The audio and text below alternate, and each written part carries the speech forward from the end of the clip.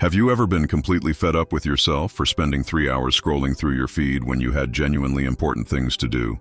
It's like there's an invisible force controlling your thumbs, making you scroll until suddenly it's 2 a.m. and you can't even remember how you got there. Everyone tells you, just have discipline, put your phone on airplane mode, download those blocker apps. But you've tried all that, haven't you? And it lasted at most 3 days before you found a loophole, an excuse.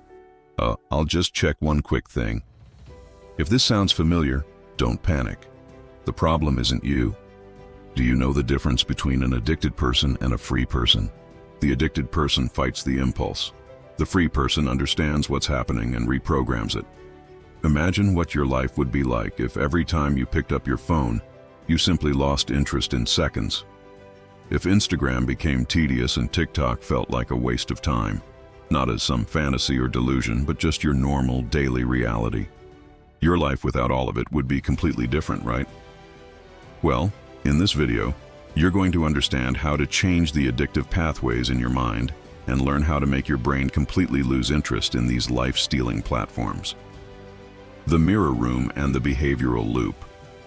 Imagine you are in a hall of mirrors where each reflection slightly distorts your image, and you can't stop looking. Hour after hour, your eyes jump from one mirror to the next, searching for something that never arrives. This is your brain addicted to social media. You don't think so? Let's run a test. Visualize your morning routine. You wake up, and before you even fully process where you are, your hand is already reaching for your phone. You pull down the notification bar to see if anyone sent you something, and within a second, your fingers are automatically sliding through some social media feed, right? It's such a fluid movement that you don't even realize you're doing it. But did you know that 70% of people report feeling dissatisfied with their social media use? And this isn't just about lost time. It's about the inability to stop. It's common to hear stories like, "I'll stay off social media for a few minutes, and then I just have to pick up the phone again because I get anxious about needing to check." Do you know what this means? Your productive capacity is being stolen. You need more hours to achieve the same level of productivity you would have without this compulsive behavior. And you enter a limbo where your life is completely fragmented, broken into smaller and smaller pieces. Technically, we don't yet have social media addiction academically characterized, but we do have something proven by the DSM-5. Gambling disorder. It's the first formally recognized behavioral addiction. You don't need to inject anything into your body. You don't need to sniff, drink, or smoke. Why? Because your brain can create dysfunctions in the reward circuits using behavior alone. Reflect on this. How aggressively excessive social media use might be messing with your mind's circuits, to the point of making them dysfunctional without external substances, just by the act of sliding your finger across the screen. How does it make you feel to know that your mind might be controlled without you even realizing it? Leave your opinion in the comments below. FOMO, memes, and the velocity of information. FOMO, the fear of missing out. A term emerged in 2010 that became the perfect definition of our time. FOMO, fear of missing out. Do you know that feeling? That subtle anxiety that hits when you spend a few hours without checking your feeds? What if something important happened? What if you missed a piece of news from an influencer? Or what if someone posted something everyone else is talking about? Instagram started as a photo-sharing network with nostalgic filters. Today, it's a machine for business, politics, and entertainment, and now it's 100% about engagement, with companies paying millions to keep you there like a lab rat. Adam Mosseri, CEO of Instagram, admitted it. They are transforming the platform into an increasingly addictive entertainment network. The metric they value most? How many times you share something in a DM. The more you send posts to friends, the more entertainment they consider they are providing. It's a perfect cycle. Viral content generates sharing. Sharing generates more reach. More reach generates more viral content. What's most viral? Memes.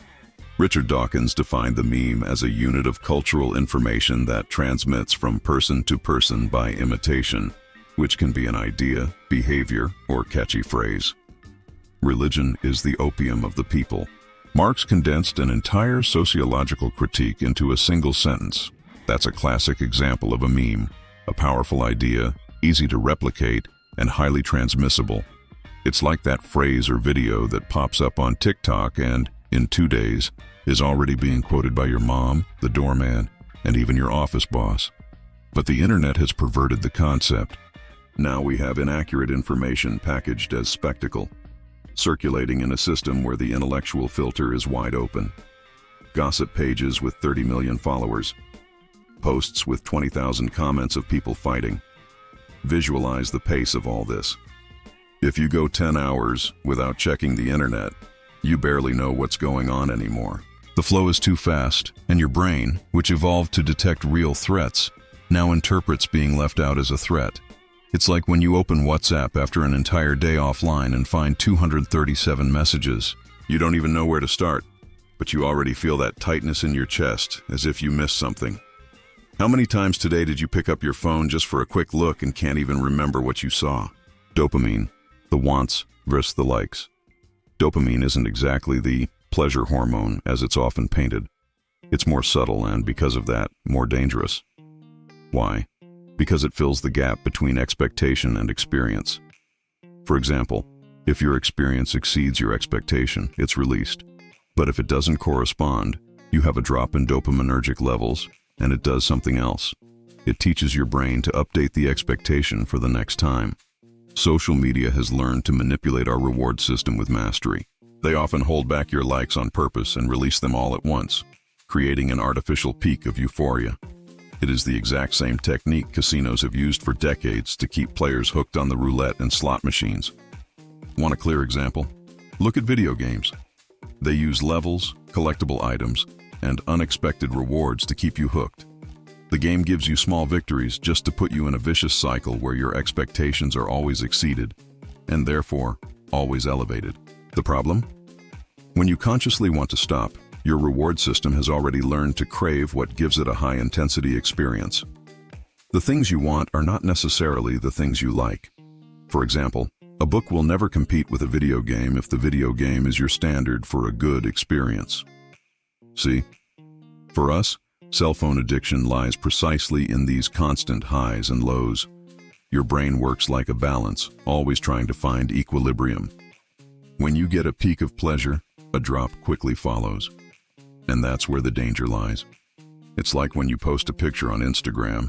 At first there's that rush of likes, but hours later, the flow stops. The good feeling turns into emptiness, and you rush back to check if anything new has appeared. The habit loop and tiny habits. Charles Duhigg, in The Power of Habit, showed that 40% of our daily actions are not conscious decisions. They are automatic habits. And social media addiction is the most insidious habit of all. It works more or less like this. There is a trigger, could be boredom, anxiety, or simply a notification.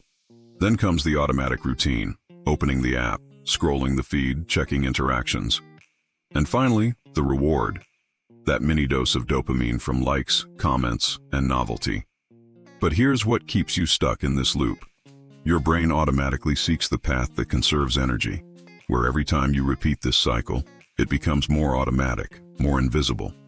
Have you ever noticed how sometimes you pick up your phone without even remembering picking it up? Well, that's your brain operating on autopilot, following a script you didn't even know you wrote. The comfort zone isn't a physical place. It's this set of automatic routines your brain executes to avoid the effort of thinking. And getting out of it doesn't mean a radical transformation overnight. In fact, the most dramatic attempts at change usually fail because they go against the nature of the human brain. B.J. Fogg in Tiny Habits says that small, almost imperceptible actions are the starting point for lasting change. He emphasizes that we don't need extraordinary leaps to change unbeneficial behavioral patterns. If you want to meditate daily, start with, no, not 20 minutes. Start with 60 seconds. This minimum executable action eliminates initial resistance, and it's precisely this resistance that hinders us most. You stay stuck inside your comfort zone, but you start building consistency. It's like cleaning the house. If you decide to clean everything at once, the weight paralyzes you, but if you say, I'm just going to wash the sink, when you realize it, half the kitchen is already tidy. The secret lies in the following cycle. Trigger, routine, reward, celebration. Seems complicated? Relax, I'll translate this to your daily life. Imagine you just got home from work. You always put your phone on the kitchen table, right? This moment right after placing the phone on the table becomes your trigger. And the new routine? Instead of leaving notifications on, tempting you all the time, you simply deactivate them. 2 taps on the screen, and done. Now comes the most important part, the reward. You've done the initial steps, right? Now take a breath, look at the situation, and notice yourself having control. Yes, that is rewarding, because if you are currently addicted and want to destroy that, this micro step is already very significant. And finally, celebrate. You smile at yourself. Yes, that's right. It might sound silly, right? But that smile releases endorphins and dopamine that tell your brain, hey, that was good, let's repeat it. Day-to-day example. Imagine someone quitting smoking. On the first day without a cigarette, they don't go around shouting, I won. But they stop in front of the mirror and think, wow, I made it a whole day without a cigarette. And they smile. It seems trivial, but this moment of acknowledgement is powerful. It's like when you managed to swap soda for water at lunch.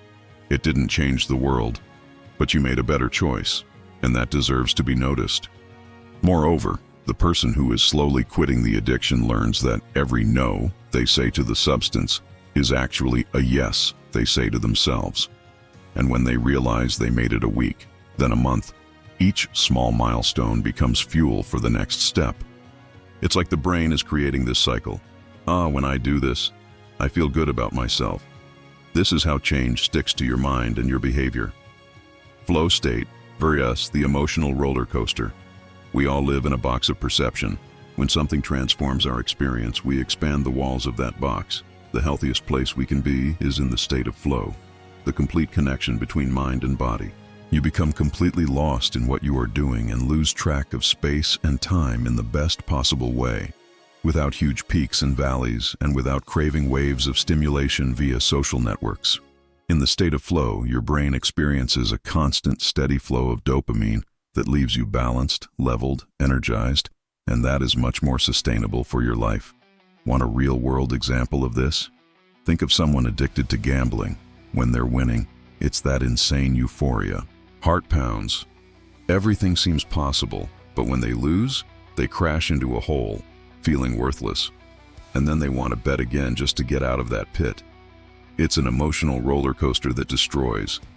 Now compare that to someone who quit gambling and started finding pleasure in simple things.